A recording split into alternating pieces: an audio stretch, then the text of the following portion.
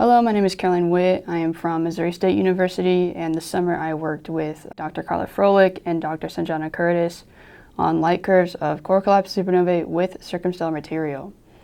So to recap briefly about the aspects of this project, stars have life cycles that they evolve through in stages, and core collapse supernovae are the explosion-based deaths at the final stage of evolution for a star that's greater than 8 times the mass of our sun. So the star goes from being in its red giant phase to reaching a point of instability and imploding, and then that implosion gets halted and reversed, and that sends out the shock wave that we know as the supernova explosion. And then again, light curves are just a plot of luminosity versus time, and we just think they're helpful because they can give us a little bit of information about the star that exploded. So there was a previous study that already simulated light curves of core collapse supernovae, but its findings weren't very accurate because they treated the stars as if they were in an isolated environment, which we know is not very realistic because stars lose mass throughout their lifetime, and that ends up kind of creating this surrounding circumstellar material environment, which is basically just a bunch of gas. So the goal of this project was to just improve on that previous study by figuring out how to actually add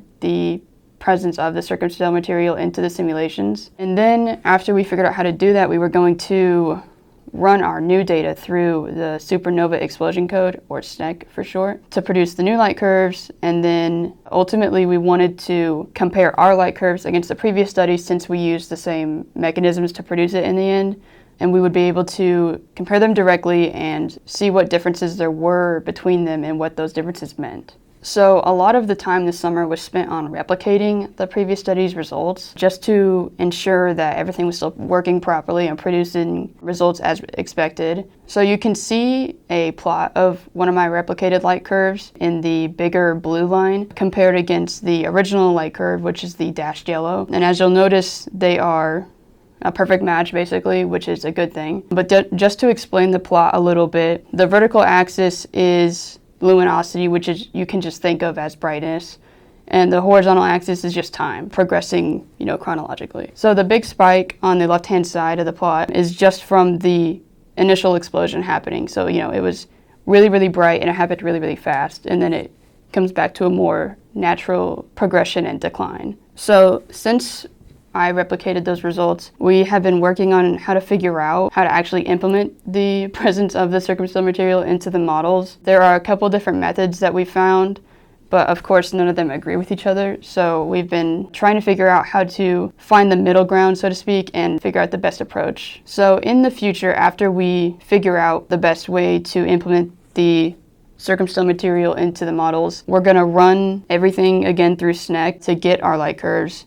And we're going to repeat this process for a number of stars from the previous model. And then, again, eventually at the end, we want to compare our results against the previous studies, see what differences there are and what they mean, and then hopefully we'll be able to compare our, intentionally more accurate light curves against observed light curves and see how they hold up compared to, real life data. The CDSA REU was a really great experience, and it gave me a lot of insight into model-based astrophysics research. It was really exciting to get to kind of see the process and the nitty-gritty of it. I've had a really great summer at NC State, and I'm excited to continue working on this project in the future.